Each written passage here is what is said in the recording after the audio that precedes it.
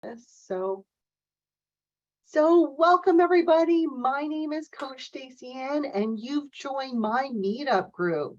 So tonight's discussion is going to be on obsessive thoughts, and I'm going to talk about what these obsessive thoughts may be. And it is my belief that the more information we can have about what's troubling us, then that can help us lead to, more informative solutions. So there are times when it's like we may be struggling and, we may not know why. It's like, what's going on? I am a get to the bottom of it person. I kind of don't believe any surface, what I call a surface solution. It's like, oh, well, I see this behavior. Oh, well, just do this or da, da, da, da. I'm kind of like, I don't really believe it's going to fix it until we can get to the bottom of what's really going on. So I'm going to share a little presentation that I put together with some thoughts for tonight. So that's pretty. Did everyone see my screen? Okay. Yeah. Okay, fantastic. So let me see. I'm just going to go into slideshow mode. Okay, can you still see my screen okay? Mm-hmm. Yeah. Okay, great. So let's talk about what obsessive thoughts are. And I put this is my definition of a word called rumination. Has anyone ever heard of rumination before? Yep. Yes. Mm-hmm. Okay, Yes, fantastic. of course. Oh, good. Okay, so That's not fun either. no, it's not. So No. this is actually a word that I only learned maybe about 5 years ago.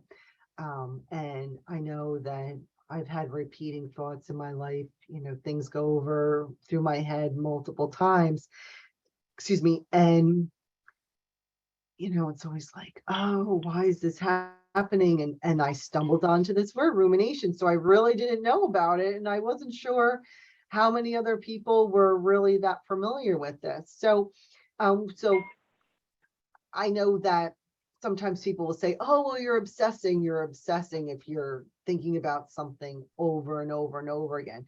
But they don't really tell you that what's really happening is you're really ruminating on thoughts. So if you've ever had a thought in your head or a string of thoughts that just keep repeating and repeating, continuously thinking about the same thoughts, which tend to be sad or dark, is called rumination. And so the problem with this is that, hang on one second. I'm sorry, guys. I just want to fix one little thing here about this presentation. Sorry about that. Hang on one second. Something's going screwy here, I think.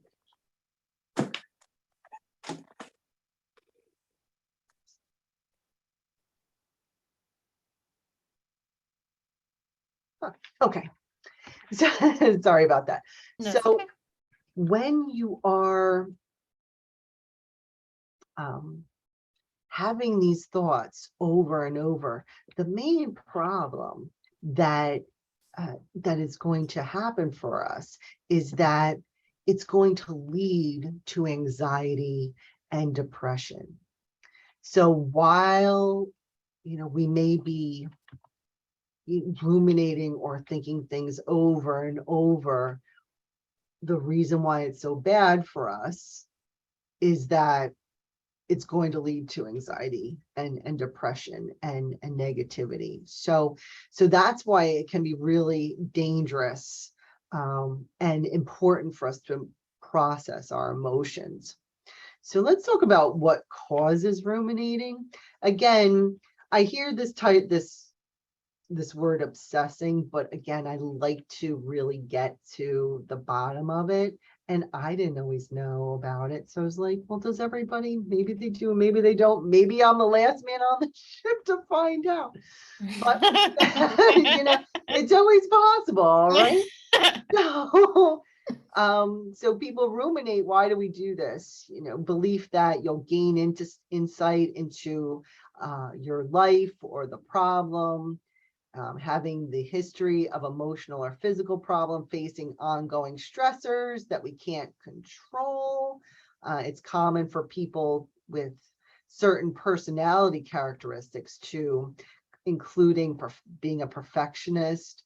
We tend to ruminate over, if we've made a mistake or is something perfect enough. Neuroticism, an excessive focus on, a person's relationships that they have with others. You may overvalue the relationships, and so much you're making sacrifices to maintain the relationships, even if they're not working for you. So these are all important things to think about. So how can we address this? All right, so we know you have obsessive thoughts, which are really ruminating, or it could also be another term called brooding that I didn't mention in this presentation, but I'll do that in another time. But how do we address it? And again, I felt it was important to make sure we're getting to the bottom of what's causing the distress or the obsessive thinking. So how do we interrupt this thought pattern? How do we improve it? How do we not let ourselves go down or like what I like to say is the rabbit hole, and you cause ourselves depression, anxiety? How do we move past these things that happen to us? So one of the things is we can distract ourselves, which is a way to break the thought cycle. So that's really what we need to do. And that is breaking that thought cycle that is with the repetition. And one other thing, and I mentioned this in another talk that I did, is I say, when you feel something repeating in your head, write it down, give yourselves 10 minutes to think about it, then don't think about it anymore.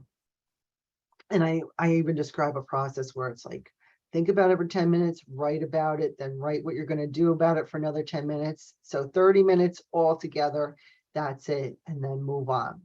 So a way to break up your thought cycle, you can call a friend or family member, try to do chores, clean your house, which is always a good thing to do. And I didn't really realize that there's a lot of belief that cleaning is therapeutic.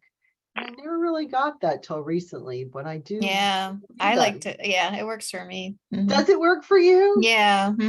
I find that that is a good thing to do. But I'm also like, when I get really depressed, then I don't feel like doing anything. So then it gets like a mess. But then when I go into the cleaning cycle, then I start feeling really good. I understand. I know it's sometimes it is that whole cycle of things, and we kind of go through these ups and downs, but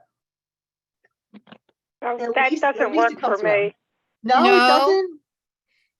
No, well, if you're talking about like I'm at cleaning things, I'm okay, but I have, tons of from different things, paperwork, just tons of things from people in my house, and the decision making, like just organizing it, like getting rid of stuff. That I don't know if that's what you mean by cleaning, but that is something I struggle with, and that's really stressful. Oh, I bet. Yes, I go through that as well. And, I should probably do a talk on that. That can be overwhelming, but I think maybe the basic kind of cleaning, doing your dishes, loading your dishwashers, the floors, it's seeing the difference, making your bed, kind of, I know getting rid of the things and going through the stuff. I know that's definitely something I struggle with as well. It's kind of like, what am I going to need this again? Do I need to keep this? Is this good enough? Kind of making that decision. That is a whole other talk in itself. But I actually had a friend who bought me this book, and it was called sparking joy, where you're only supposed to keep things that spark joy for you and get rid of everything else. Have you read the book, Katie? I did it. Yeah, I got rid of everything. Did you? And how did you feel? It was really good. It was really good, because I just had so many objects that represented negativity in my life or were given to me for not the best reasons, and to just let it all go and start again. It was so refreshing. It felt great. Nice. Yeah. Nice. I know when I have done that with some childhood things and just some things that I knew I was never going to use again, and was able to get rid of that. I definitely felt a weight off my shoulders. And I know my mom will say when she was growing up, she had one little drawer with her siblings in her house, and there was, they didn't have a lot of stuff. And I'm like, yeah, because you don't need a lot of stuff, and you're probably way better. Didn't seem like it, but you're probably way better off for it somewhat, Yeah. So kind of.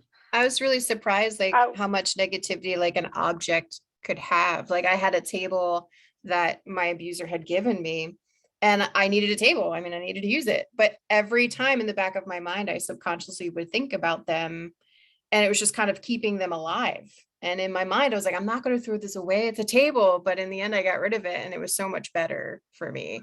But I didn't realize how much weight that an object could actually have. I'm sorry, Barbara, I didn't mean to cut you off. No, that's amazing, Katie. Thank you for sharing. Barbara. No, I totally, but it doesn't mean, but I'm good at plenty of things, but that's just something I totally suck at, organizing. So my place right now is just a cluttered mess. And some of the stuff, like clothes that I was talking to some people, beautiful clothes from a prior job that I'm not going to need anymore.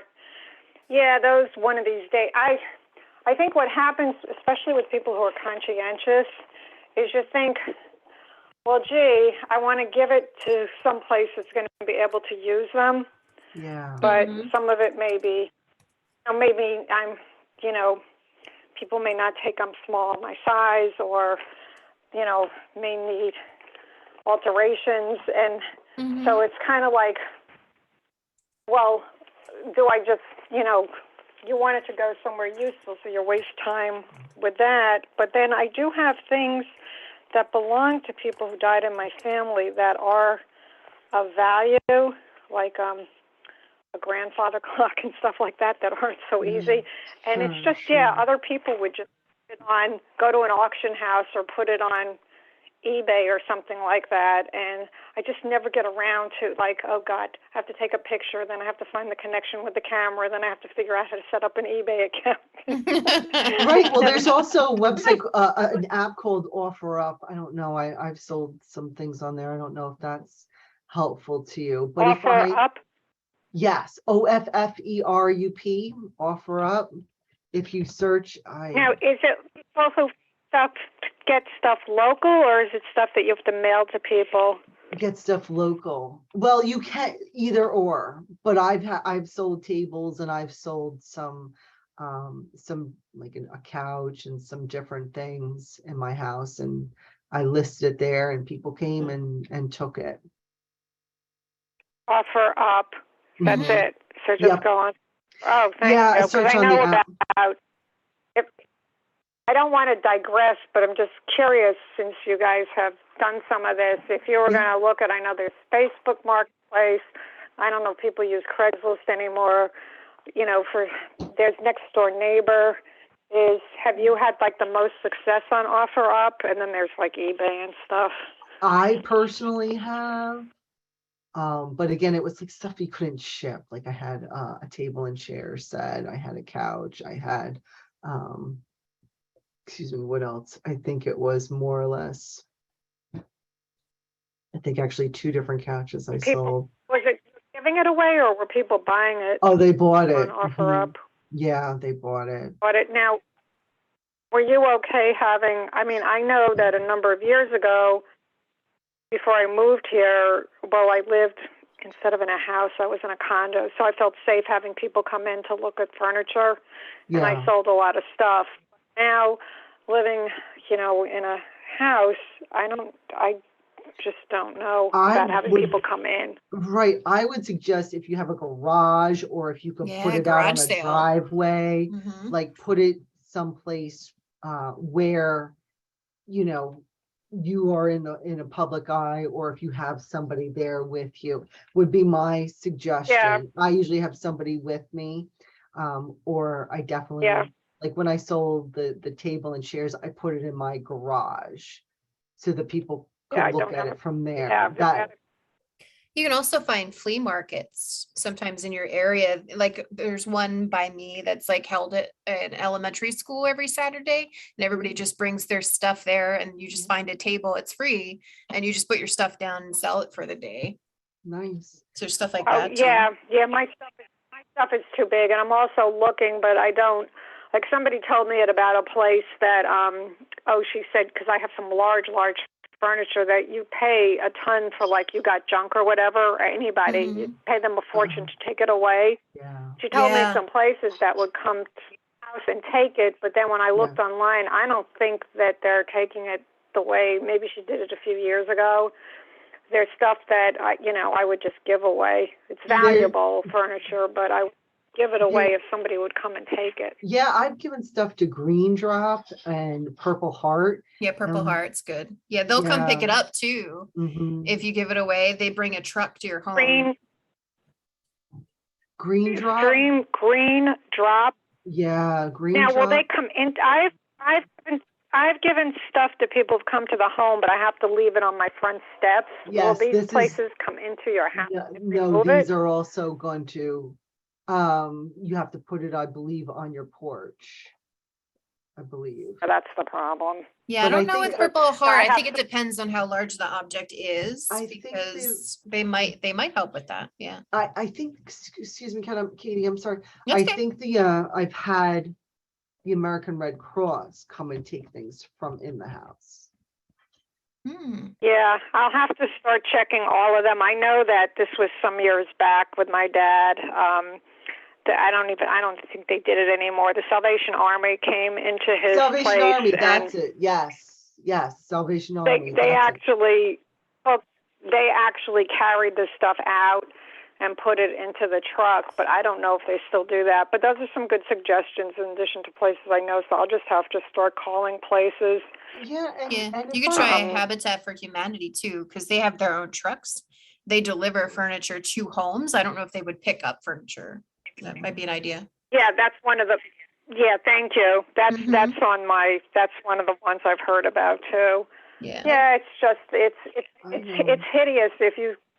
It's like you could give me your taxes or certain things, and I could figure out something complicated for you.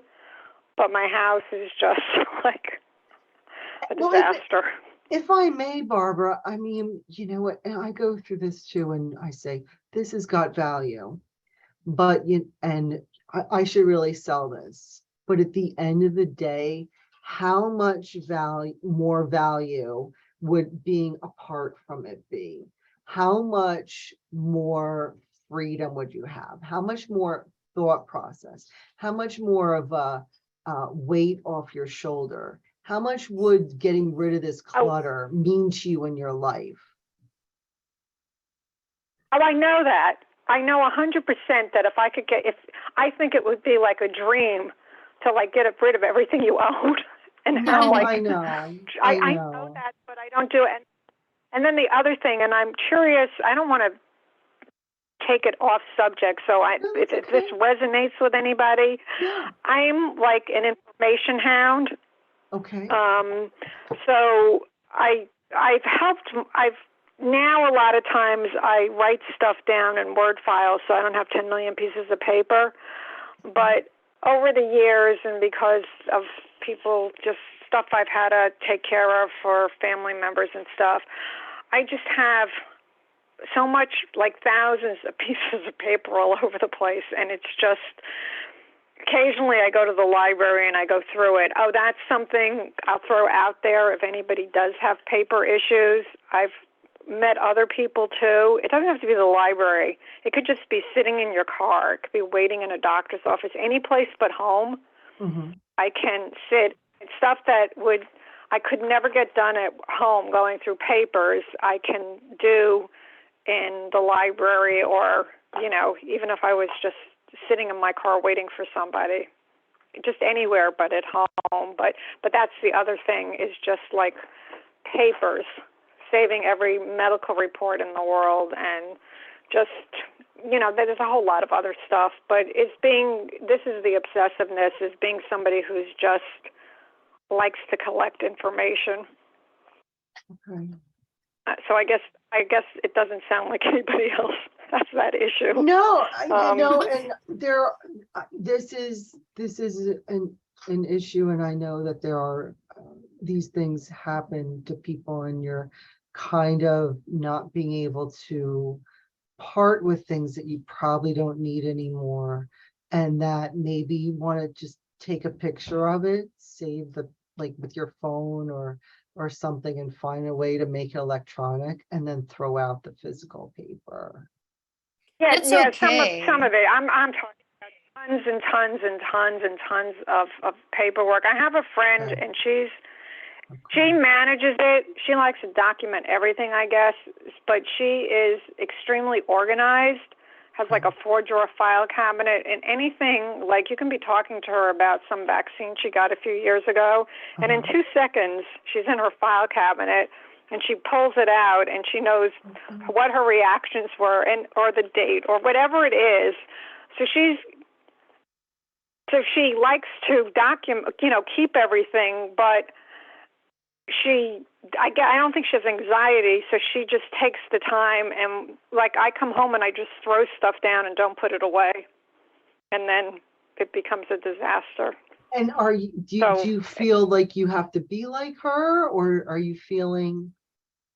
I don't feel I have to be like her at all. I'm just giving an example. For her, it works really well. Like if you go into her condominium, not just paperwork, but everything. She's so organized. She's just so on top of things.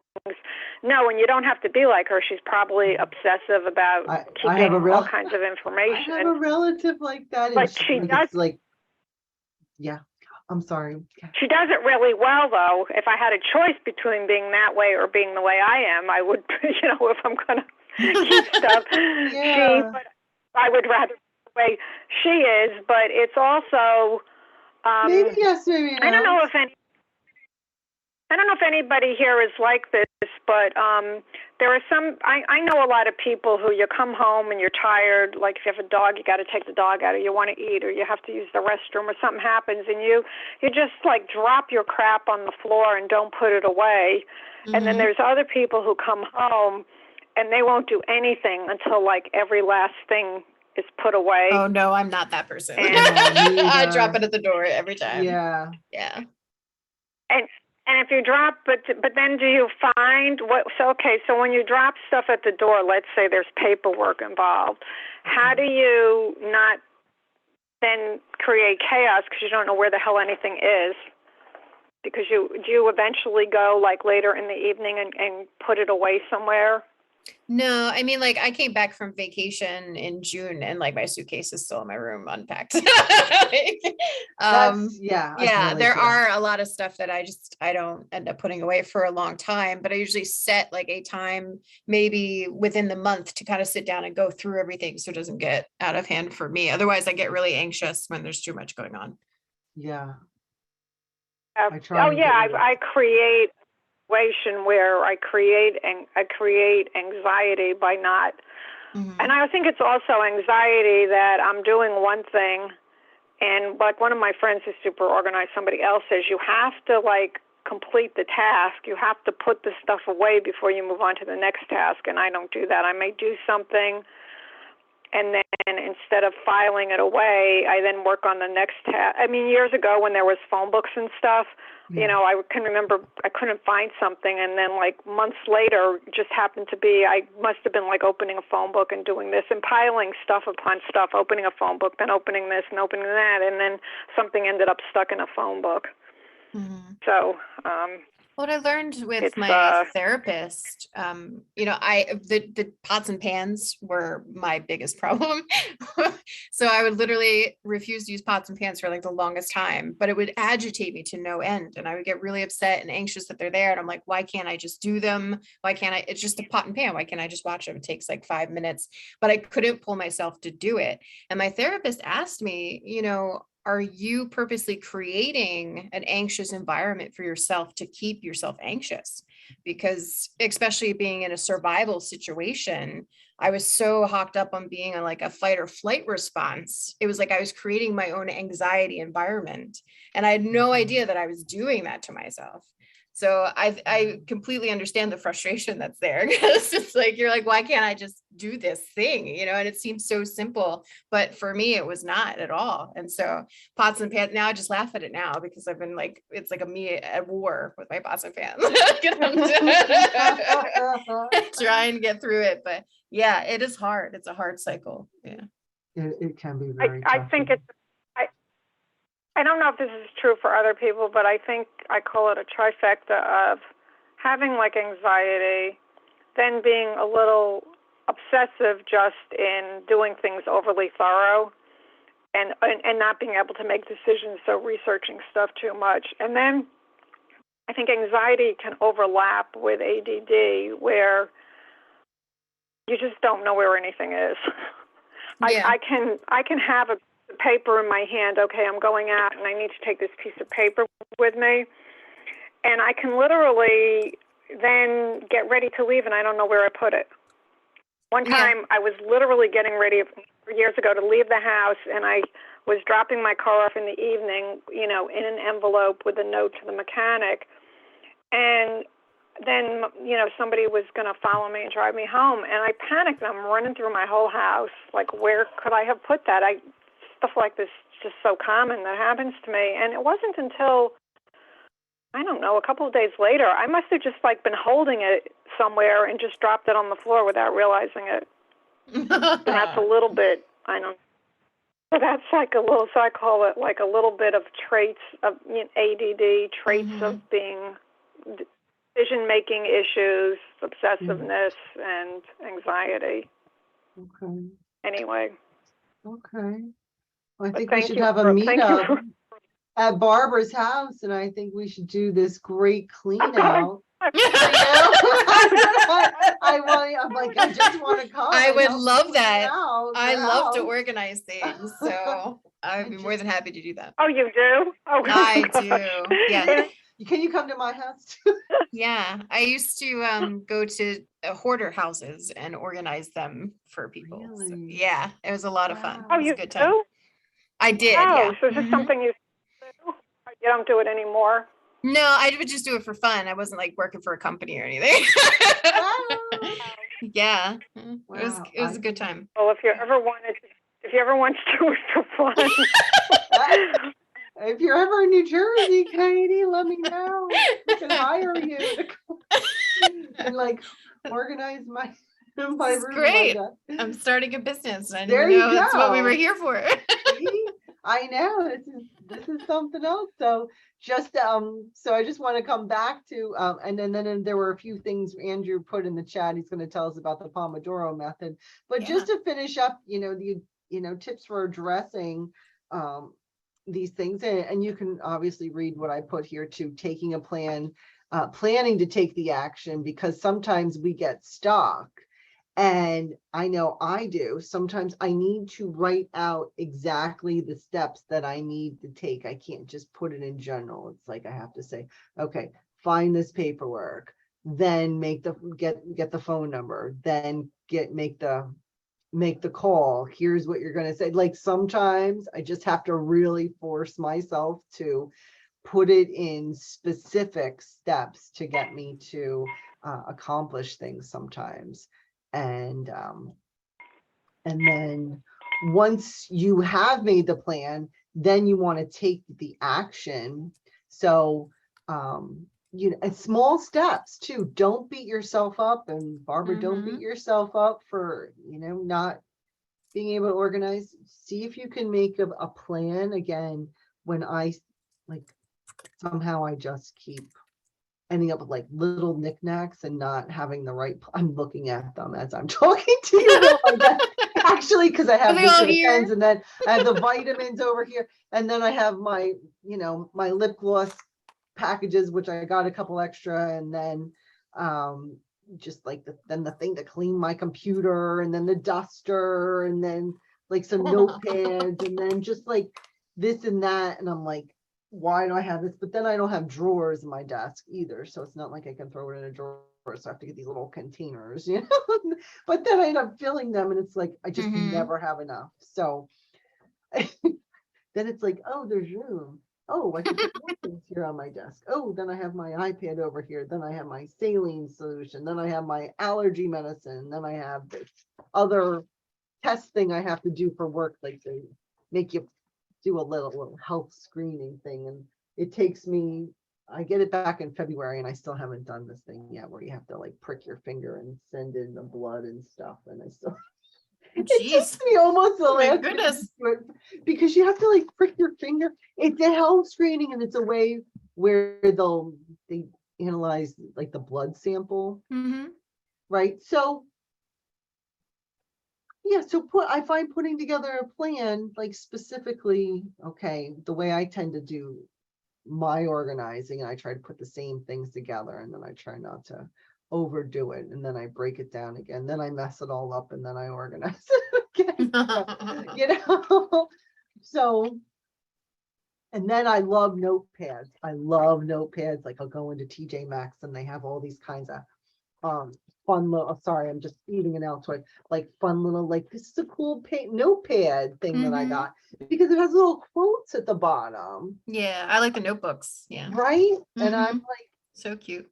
I always have to get, so I tend to have too many. So making a plan and not beating yourself up, but just try to take small steps. Maybe you can just organize one little thing and then reward yourself, you know, and then question your thoughts. So when we're ruminating, we think we've made a major mistake or something traumatic happened, and we think about it over and over again. So if you start ruminating on a troubling thought, putting yourself into perspective, we all make mistakes, and we all go through different things. So don't overthink that troubling thought. Again, write it. What I think is writing things down is helpful. Write down what you're going to do next time. Write down what you wish would have happened, and that's it. No more thinking about it. Over and done. And it's okay to make mistakes. It is okay to make mistakes. We think it's not, but I am, so just so you know, I am a certified middle school math teacher in New Jersey and a language arts teacher. But what I like to teach my students when I teach, what to learn from math is really the process, which means you have to try, make an error. I don't like to say fail or get it wrong, but you make an error. We look at the error, figure out where we went wrong.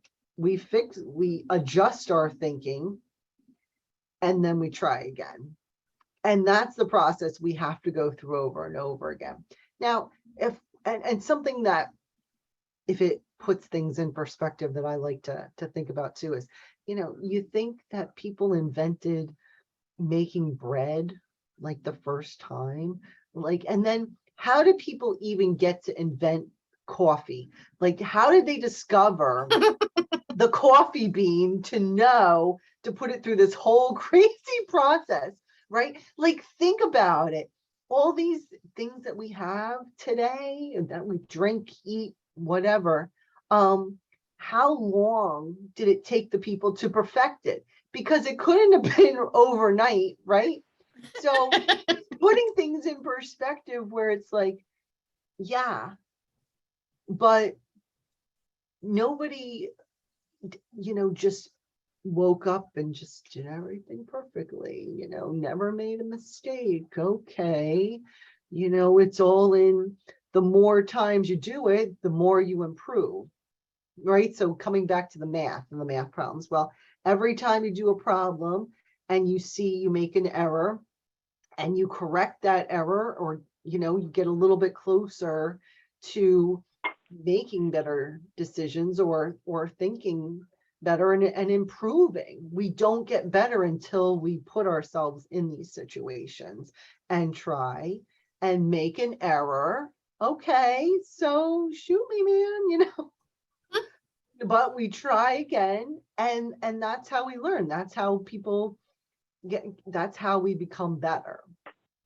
And that's true for everybody. So perfectionism can really be a stumbling block for us. That's why I was saying, your friend who's perfectionist, and I have a relative who I think of who is an extreme perfectionist. Like, everything is completely in place, and you go in her house and I'm like, oh my gosh, don't touch anything. Yeah. It's like, this is all too perfect. That's anxiety too.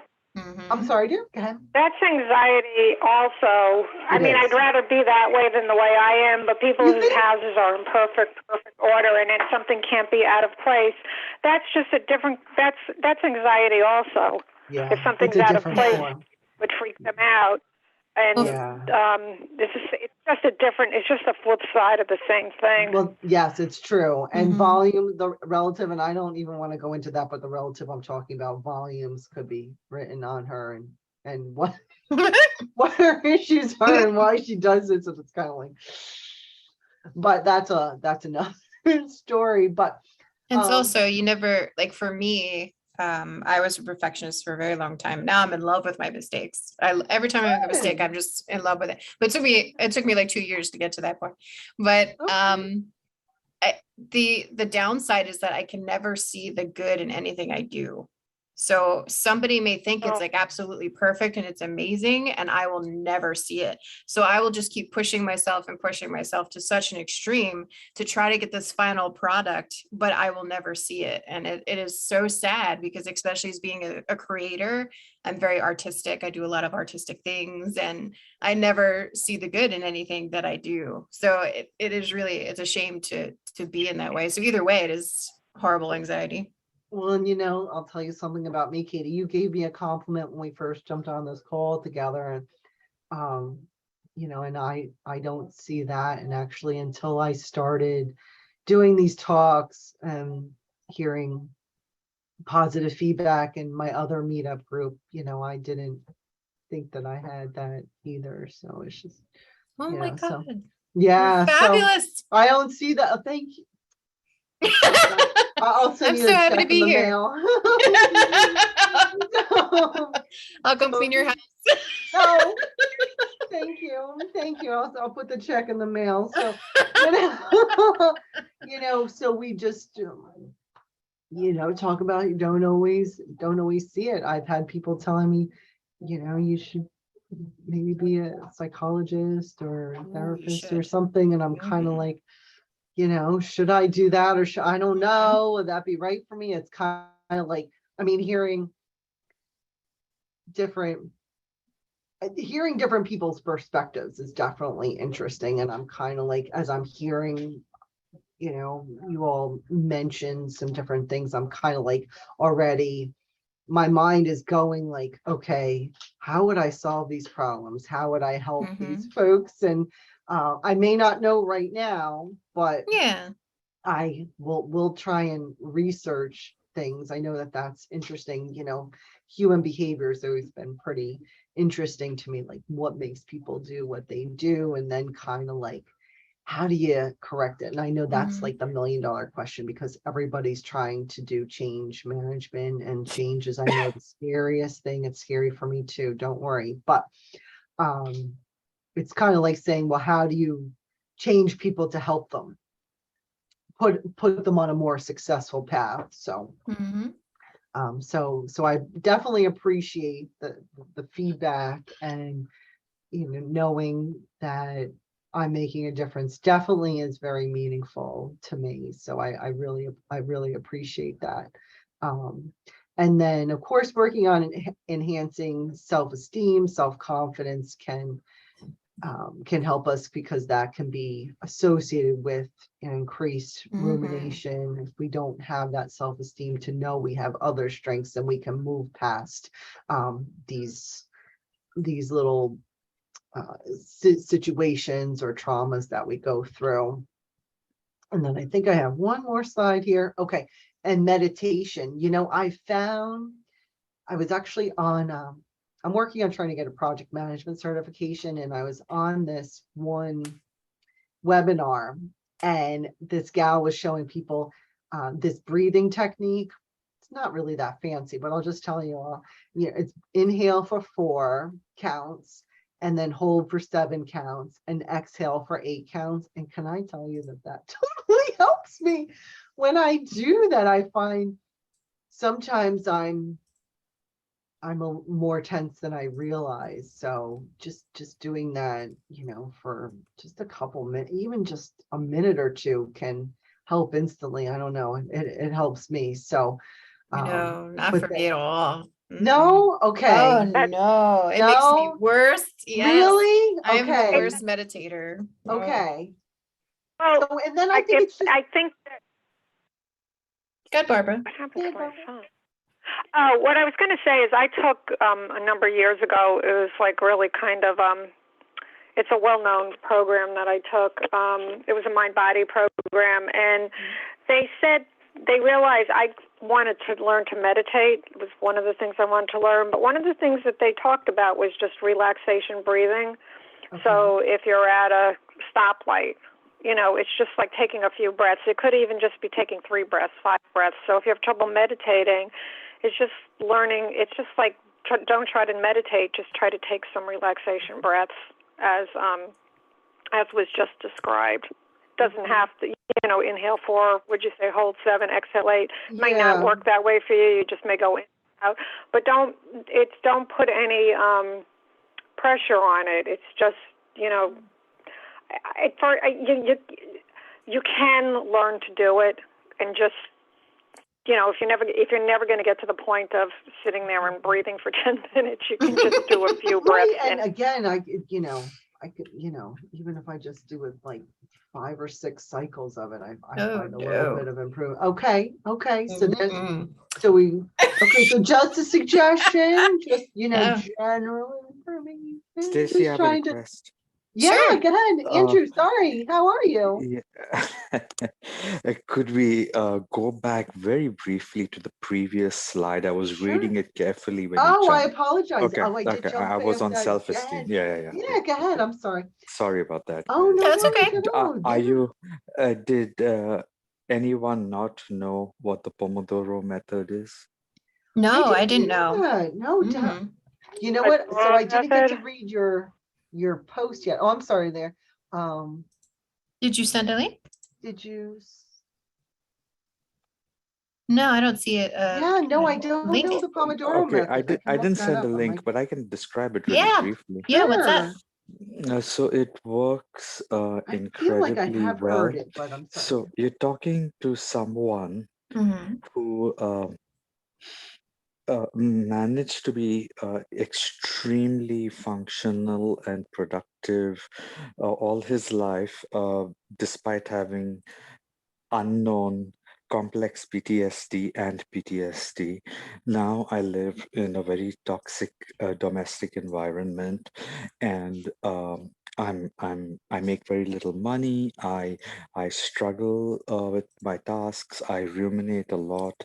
So what is the Pomodoro method? You set a timer, say for 35 minutes. So this is addressed to the lady who seems to be dealing with clutter, and she mentioned that thing about walking in from work in the evening, and need to run to the restroom, what have you, or you're feeling hot, you just want to get out of your clothes. I can so relate to that. You keep your briefcase right there in the vestibule, and then it stays there overnight. Next morning, pick it up, go back to work. So I'm addressing that lady. She seemed concerned about organizing. So the Pomodoro method is set a timer for 30 minutes. So this is, when I think I qualified it by saying like when the clutter or whatever has really built up and has been there for a while, and then, one is so intimidated, like, so right now, for the first time in my adult life, as a kid, I was very organized, and then the PTSD hit. I already had CPTSD. Anyway, but I was on top of my game as a kid, and then the first traumatic thing happened when I was 17, and then as an immigrant, life was shit till I got my permanent residence. So today, I am now an abusive spouse. So what is the Pomodoro method? It helps you to get started when something is huge and you just can't get started. You walk into the room and you walk out, right? Okay. Set a Yep. timer, 30 Okay. minutes. And Okay. for those 30 minutes, begin. And when the 30 minutes gets over, set a timer. So the Pomodoro method, some people may use 5-minute break. Some people may use a 10-minute break. In the old days, like when I was first laid off in 2019, a 5-minute and I was still very highly functioning. A 5-minute break was good enough for me. Today, 5 minutes goes by in flashbacks and in rumination or receiving unnecessary criticism from the abuser or some, Mhm. 5 minutes is nothing. It's no break, essentially. So I'm saying, on a practical note, I'm saying be flexible. Of course, a 30-minute break would defeat the purpose of the Pomodoro method. But, for me, I finally learned about self-compassion. Last year, I admitted myself into a psychiatric facility, and it was partial inpatient in Trenton, New Jersey. I used to commute every day, so that's the meaning of partial inpatient. And I learned about self-compassion. So now I give myself, for the Pomodoro method, I work 40 minutes at a time. Why 40 minutes and not 30 minutes? Because I'm so slow. I think it's called hypoarousal. So I'm very slow. I was a press photographer with the Philadelphia Inquirer. I was a guy who thrived on deadlines. I was faster than fast. Anyway, I'm really slow. So I walk for 40 minutes, and then I give myself a 10 to 15-minute break, which is on a timer. And then when the timer goes off, another 40 minutes. Of course, before long, hopefully you're single and you live alone. If you have an abusive person around you, that becomes really difficult because, Yeah. something nasty is said to you, and you're like, just to keep the peace because there's a small child around, just to keep the peace, you just go, you deal with what they're saying. Fortunately, forgive me for digressing, but fortunately, the abuser in my relationship was too old to be biologically capable of having a child. So we used an egg donor. As a result, my lovely daughter has my genetics, but does not have the genetics of my spouse. And with regarding to rumination, I wrote down over there that I'm spiritual, but I'm not religious. Um, uh, and I break my rumination very effectively by thanking the higher power for the gift of this child. I'm 50 years old. My child is 29. My daughter is 29 months old. I thank the Lord for her presence in my life. I always wanted a child. Because my dad was a great dad, a friend, guide, and philosopher, and his death when I was 17 was the first trauma. Anyway, I never saw it as trauma, um, but now I realize it was traumatic. Anyway, so I give thanks to the Almighty for her, and I also like picture her smiling face. I Aw. hear that Oh, that's I hear that I lovely. was a very sweet child. I hear this from older siblings who have a very tough time. I'm the youngest, who have a very tough time saying anything positive about me, but they are able to say that I was a very sweet child, and I guess so. She's very generous. She's very sweet. She's smiling. She's very happy, and I also pray sometimes to this higher power. With nothing to do with my rumination, okay? Nothing to do with my rumination. Like maybe for her good health, for my daughter's good health. It has very little to do with me when I pray. It's usually centered around my daughter, either Yeah. giving thanks for her or picturing her running around and playing with me, or praying for her good health and her safety, because my spouse is not very responsible. She's on her mobile all the time, Mm-hmm. and all the my daughter never runs into accidents in my presence, but seems to go to the ER and stuff like that, and Mm-hmm. get into anaphylaxis and stuff only Wow. with my spouse. So I don't think about myself when it's ruminations or flashbacks. It's, so in case, you can give gratitude for something. It need not be a child. It could be, a dream job or whatever, different things. I don't know. But it really helps, because when I start ruminating or when I get into flashbacks, I'm in another state. I mean, Mm-hmm. minutes and minutes, Yeah. tens of minutes can go by where I am zoned out. Mm-hmm. They're the My worst. car and my bathroom are my safe places. Mm-hmm. And I could be in my bathroom ruminating or having flashbacks. Mm-hmm. I could be there for like 20 minutes. Yeah, for In me, the my car. bathroom was a very safe space too. Yeah. Mm-hmm. Oh, thank you, someone. Well, I did not. I'm 50 years old and I'm very secure finally. I wasn't ashamed. We're in a group over here. We're trying to help each other. But it was Yeah. it was nice to know that someone, yeah, yeah. Um, I just want to tell all of us over here today that um, um, complex PTSD. So, complex PTSD, if you don't know, basically is owing to trauma that happens to you between when you were a baby and before adolescence. Okay, Mm-hmm. and then what happens to us as adults?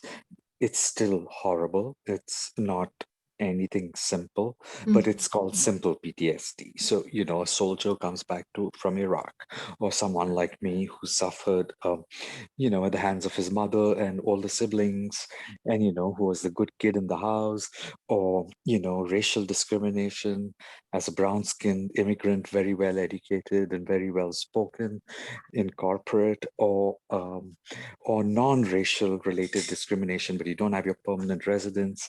And, if they fire you, you have 7 days to leave the country or find a job with the same specs that the same job justification that the Mm-hmm. old Immigration and Naturalization Service had been given by the employer who had hired you, the justification for your job.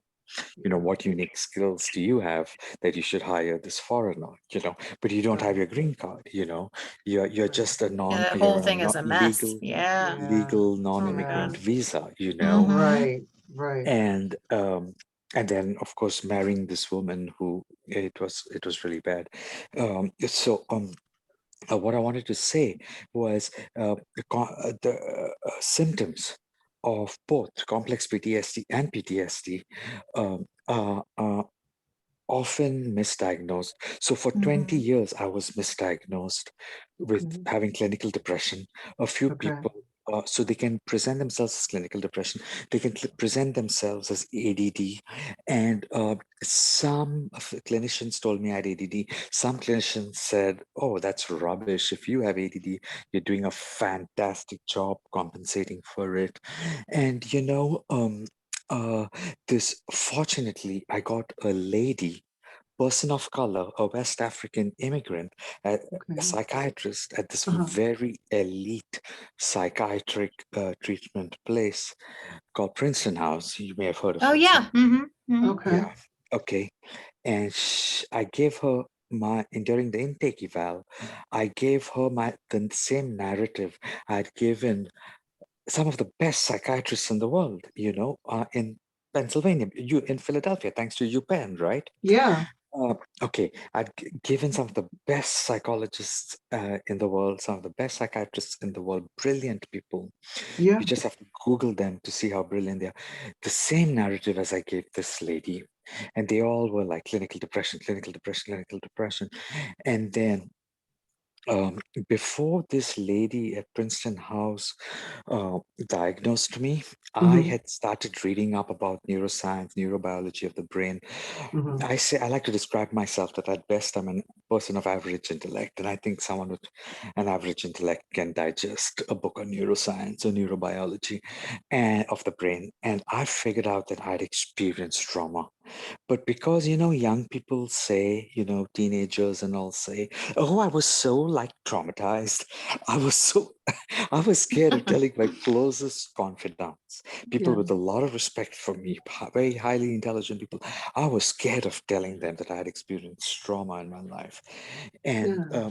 when this lady diagnosed me, I gave her no different a narrative that I had given all these, psychiatrists. As a matter Okay. of fact, my last psychiatrist who I had money to see before I met this lady, a very compassionate elderly psychoanalyst who had an MD, but she had devoted her life to analytical psychotherapy. Uh-huh. The reason I had the greatest regard for her because I felt that of all these people, she was the only person who ever cared about my well-being in a sincere way. You Mm-hmm. know, it wasn't about the money, it wasn't Mm-hmm. about anything. One day she looked at me after treating me for around 4 years and she told me, there's something I don't get about you. I just don't understand you. And I think where she was coming from was that I had never been able to speak ill about. Well, she knew that my mother had been pretty rough with me, even though I was my mother's caregiver at the age of 17 because my mother was clinically depressed. But I had never been able to speak noxiously ill about my family, I kind of unconditionally loved my family.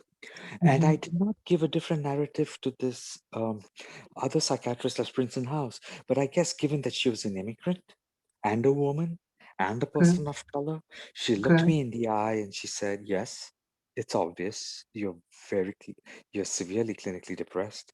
But you know what? You've seen so much trauma in life. You have PTSD. And that is why you did not fulfill your potential in your career. That is why you just told your wife, let's get an amicable divorce. Whereas now you've hired a divorce lawyer and you've put down a retainer. My friends, I just want to tell you that, you know, I'm 50 years old. Since my 20s, I was misdiagnosed. And now I feel empowered. I'm not using trauma as a crutch.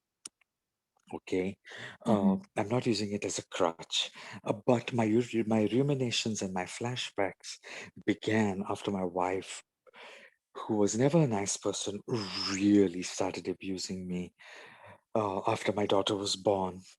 And essentially, it's because her ego is so big that she's ashamed that I took loving care of her when she went into postpartum depression.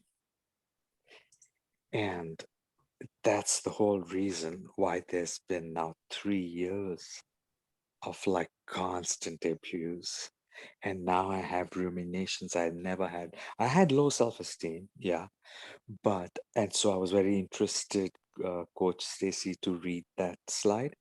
Okay, But sure, of course. yeah, that's why I asked you to go back. But I Sure. wanted you all to know that, trauma is a new field. It began only in the early 80s Yeah, when the Vietnam War and the Vietnam veterans were displaying yeah. signs of craziness.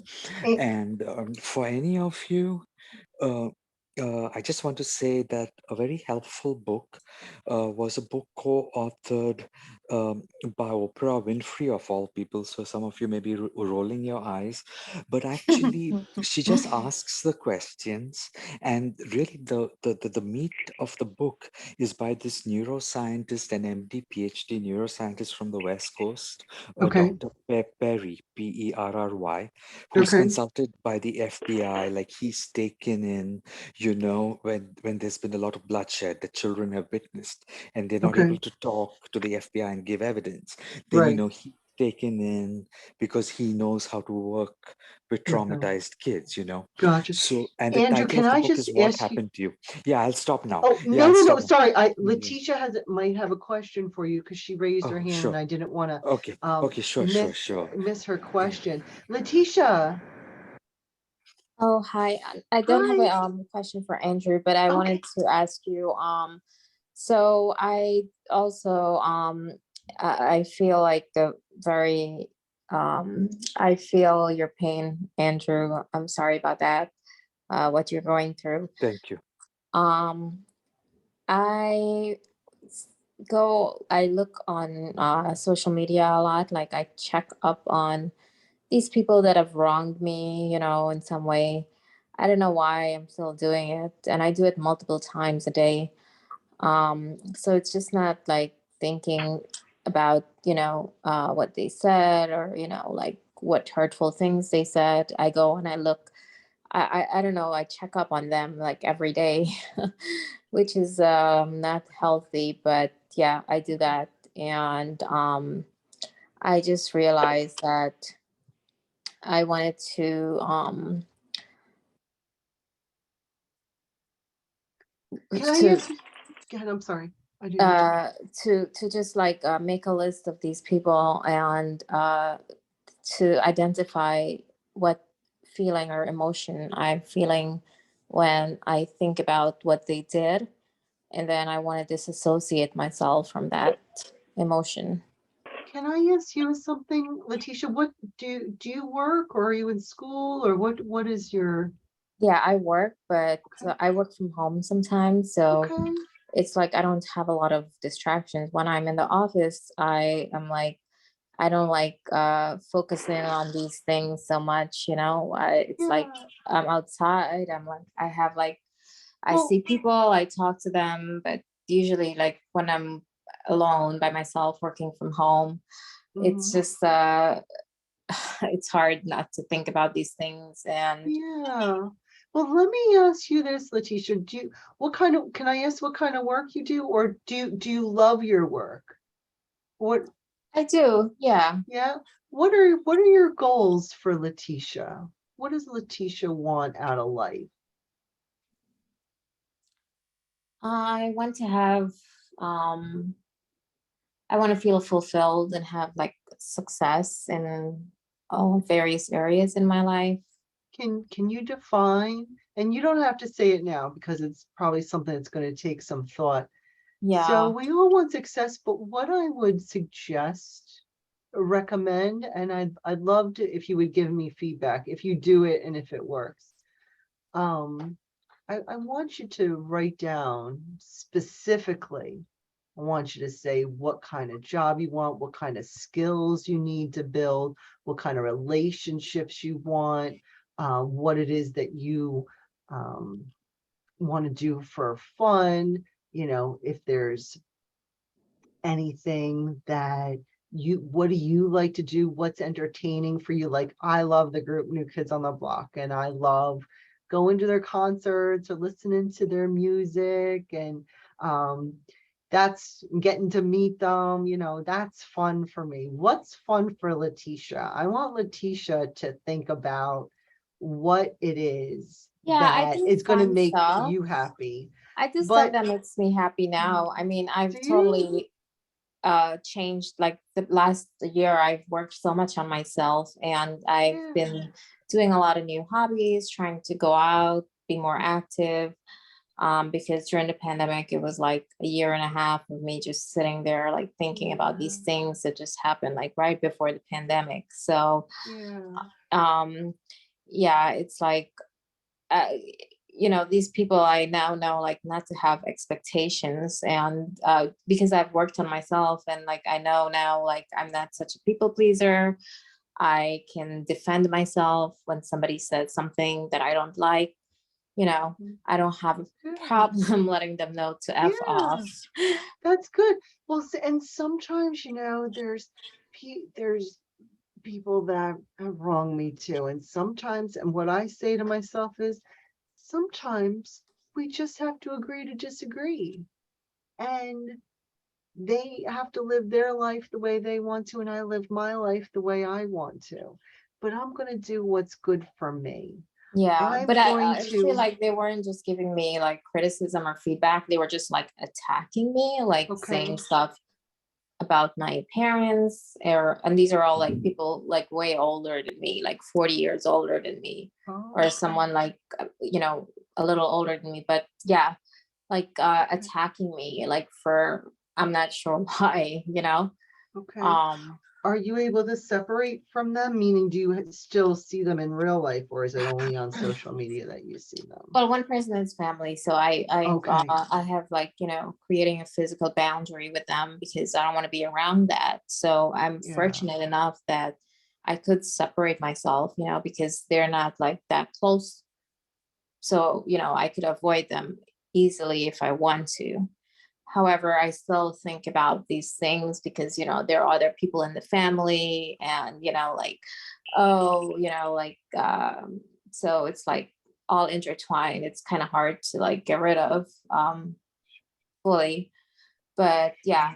And then like, some people in the family, they just, they want to be nice to both sides, or like not trying to take sides. But I'm like, okay, clearly he was very disrespectful to me.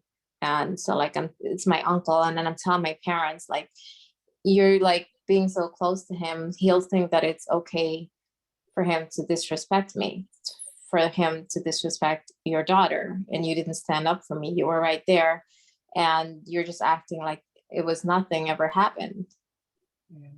So at the same time, I don't want like my parents to like not to have that relationship with him. Well, could I just say something, Letitia? Yeah, go ahead, Andrew. Sorry, I was going to come back to you. So, Letitia, I can really empathize with you with the specific example you gave at the end. So, I am being abused by a, a definition of a narcissist, okay, Letitia? And my older sister, for whom I was like an older brother till she got married, and to whose children I've been a loving uncle. And my sister, she doesn't know how to, she can only give, she's well off. She can only give you material gifts. She's incapable of giving you time or energy, which I think is a big part of love. But anyway, Letitia, my sister talks to my spouse every day. And despite knowing what I was going through, and they reached a time, and I was communicating to my sister my disapproval because essentially my spouse would like to, a narcissist loves to project the world that they are perfect. They choose one person to target. So all the self-help books would refer to this person as a victim, but I don't see myself as a victim. I like to call myself a target. So my sister knew what was going on. And now, if my sister distanced herself from this woman would have realized that she was not looking good with one set of society. Okay, Letitia. So here's what I did. Finally, I texted my sister.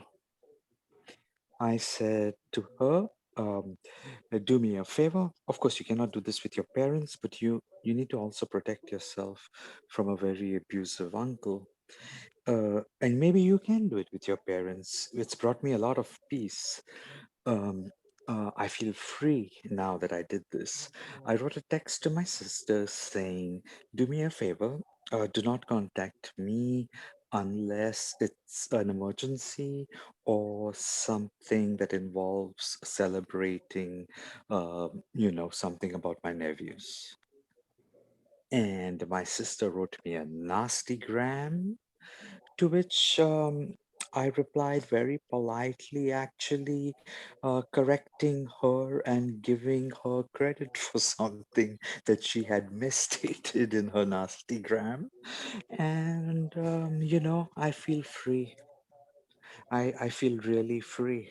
Um, and another thing, Letitia, with regard to the people who, the discrimination and workplace harassment that really messed me up, Letitia, because you opened up with you look up these people on social media. I just want to tell you that I forgave them fully.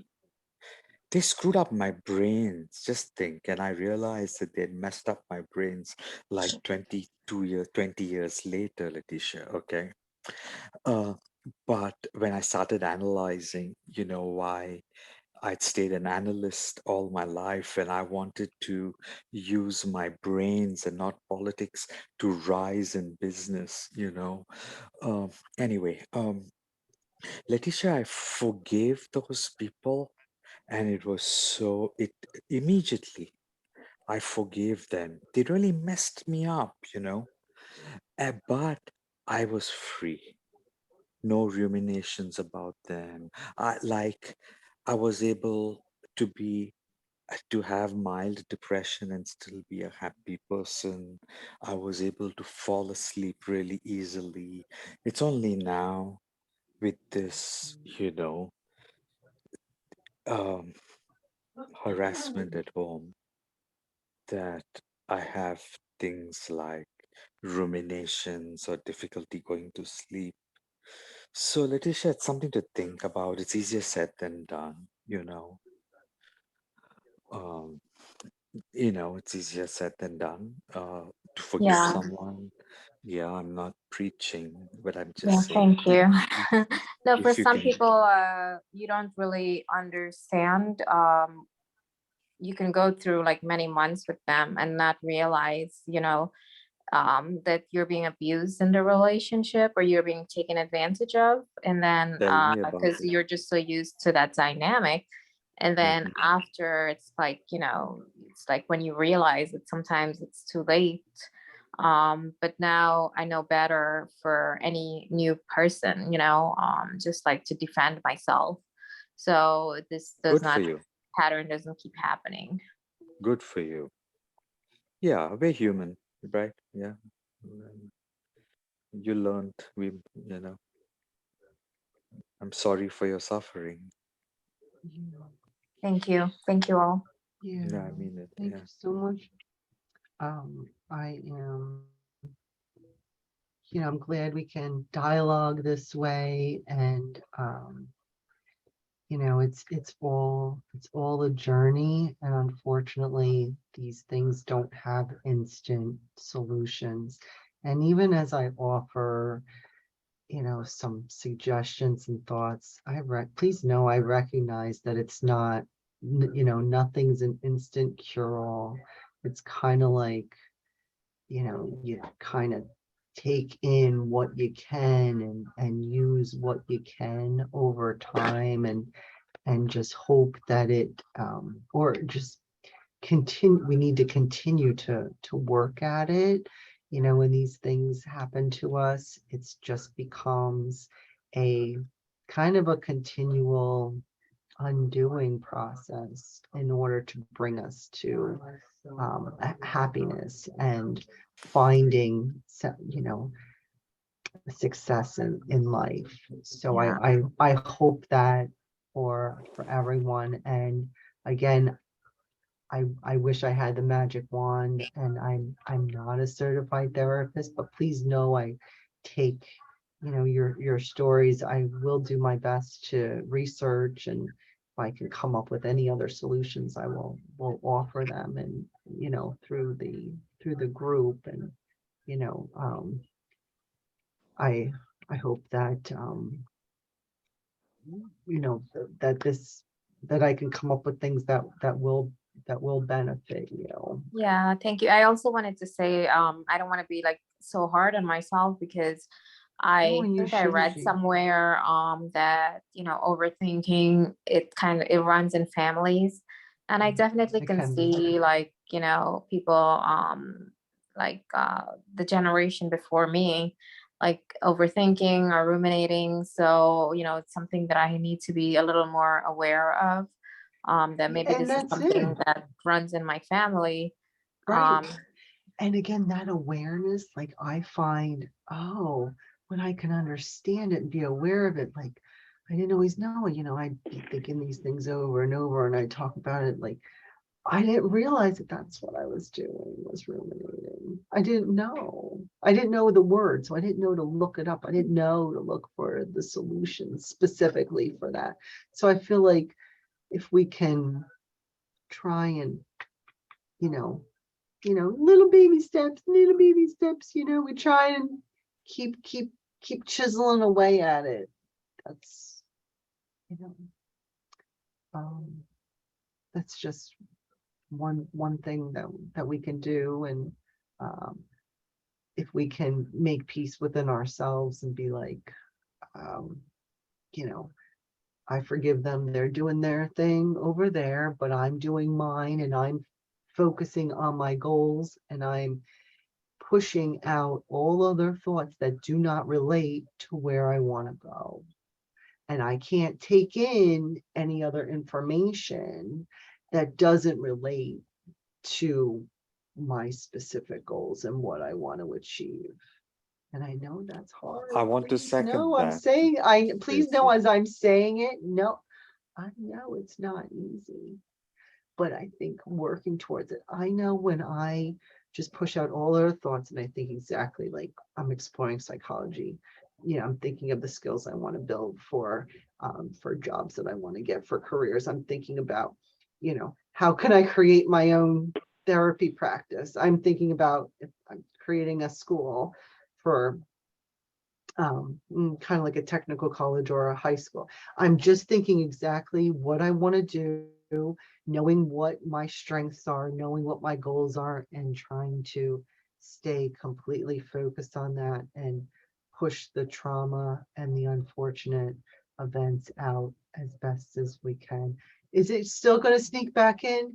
It is. Maybe, maybe not. I say it is, but maybe, maybe not, right? So we need to have like techniques or something written down, or here's what to do when these things sneak in, and just keep trying to go forward. And that's where I come back to the goals. And I know it's annoying sometimes, because it's like, but I want to think about these bad things, but I want to ruminate. And just know that it's very habitual, and it's very easy to fall into the trap. Excuse me 1 second, I just have a tickle. What's easier, excuse me, isn't always better for us. It's easy to ruminate. Why? It's easy to keep thinking of the same thing over and over. It's easy to just let our brains go wherever they want to go, but we have to be in control of them. Don't let your thoughts control you. You control your thoughts. You control what you look at. You are in control of what you do. No one else. You control you, and you control your thoughts. and you have to work hard to do it. So, but I do apologize, everyone. I just wanted to remind everybody to understand your triggers and try some life changes. I do have some other commitments, so I do need to wrap this up for today. But if you'd like to continue, just email me and I'll try and I'll set up another time. Be proactive in trying to solve your problems if you can. Again, setting expectations. I see Andrew's put some books for us in the chat, so thank you for that.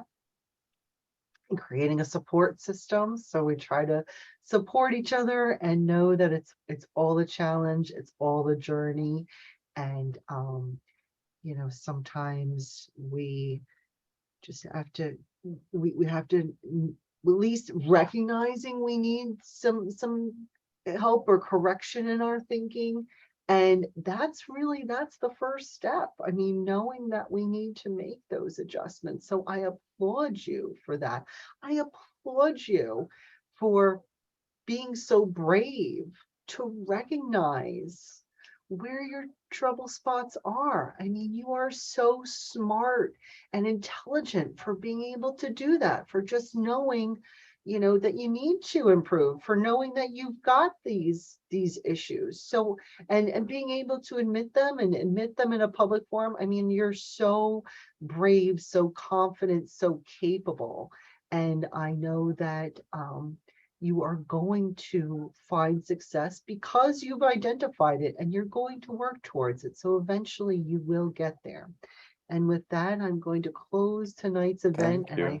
And you're welcome. And I thank you for coming. Again, reach out to me. I will, you know, again, like, I'm one of those people, it's kind of like, I have an idea, you know, should I do a talk about this? Should I do a talk about that? And I kind of throw those ideas out there and see what sticks. So this seems like something that is interesting to a lot of people. So I will try and come up with some more ideas and put together another event, and hopefully you'll be able to attend and find benefit in it. So I'm going to stop my share and thank you all so much for coming. Thank you. Thank you very much. I have a question that's going to sound ridiculously simple Barbara. in light of. Go ahead. It's just really, it's going to sound crazy. But, you know, I have, like you said, the notebooks. You love like a notebook. So I have all these notebooks, but I'll write in one and I don't know where I put it. Then I'll write in another. So I do that all the time. Keep it in your purse. I do that all the time. You do? I even have like a little packet. I bought like little ones. Like these are little, I don't know if you can see it. These I just thought were so cute. And I got these at, I think it might have been TJ Maxx. So I keep them all over. Don't let that stump you. Keep on going. Keep on writing. Even yeah, like, well, I think, I don't know if it will help anybody else, but what helps me is to write stuff like in terms of, I've been finding out, this is just something really quick, which people could relate to anything they want, but let's say places where you can donate, you know, who will do pickups. Yeah. Instead of, when I hear places, I just started a miscellaneous file recently. Okay. So I'll just put, like, anytime I hear of a pickup place and I have to check into them, I'll just write it in a Word file. So I don't have to worry about pieces of paper and, you know, what notebook I wrote it in. Yeah, I do that too. And then I have so many electronic files. And I know, I have a million. And then I guess put it on your cell phone too, but it works for me in a Word file. But yeah, I do that. And I have to take a picture. To Andrew, I didn't know it was called the Pomodoro Method, but I applaud you, because sometimes even just doing 5 minutes is difficult for me because everything is just so overwhelming. So to be able to do 30 minutes is pretty good. Well, you know what? You start with 5, you achieve 5, then you move to 10. That's what I had done another talk where, you know, there's some really athletic people, and it's like, oh, we'll just work out for an hour or 2 hours. And then those of us who don't feel really defeated, because it's like, well, that's really hard for me. Like, and then we don't do it because we feel like we can't. oh, well, I can't do an hour. No, I don't do an hour. So, but small chunks, baby steps. Can you break that down to make it manageable? Yeah, I'll set a timer for whatever I feel like, 5 or 10 minutes. And then when the timer goes off, generally I want to keep setting it and going and going. But at least psychologically, I'm breaking it down into really small chunks so I don't feel overwhelmed. Good. If I was going to tell myself a half an hour, I would probably think, oh my God, that's too much. I know. Like, I'll hear people say they worked out for 2 hours. I'm like, well, no, that's not a successful way to do anything anyway. You're supposed to, the last thing, I promise you, the last thing I'll say is ages ago, and I can't remember what it was, but this sort of a class at work, the guy said, if you want to start running, and it could be anything, he said, if somebody just says, okay, I'm going to go out and start jogging every day or a few times a week, it's not going to happen. So he broke it down into the babyest steps. Exactly. That for a week, you pick a time. So you get used to a time. So let's say it's 5 o'clock or 6 o'clock when you get home from work. So for a week, you just put on your jacket and walk out your front door to the curb. For the next week, you walk around the block. That's it. Exactly. 100%. Do it in these really. So you establish the habit and you feel successful because you're doing it in small steps. Exactly. Doesn't help me with my clutter, but we're gonna do a meetup at Barbara's house. I know, and we're gonna call it the clean out. That would be. We're gonna baby steps, Barbara. Just get rid of one thing a day, maybe. Just. Yeah, I've done that. Sometimes I can't even do one thing, but no, you can. Yes. You can do it. I believe in you. I know you can do it. I want to hear it. You've got to email me and tell me about your success. You've got to tell me when you're successful. You promise me? I will then. Okay. Okay. You can do it. I believe in you. Okay. Thank you. You're welcome, Barbara. Have a great night. Take care, everybody. Thank you for coming. Okay. Bye. Okay. Yes, thank you. Thank you, everybody. Okay. Bye. Bye-bye.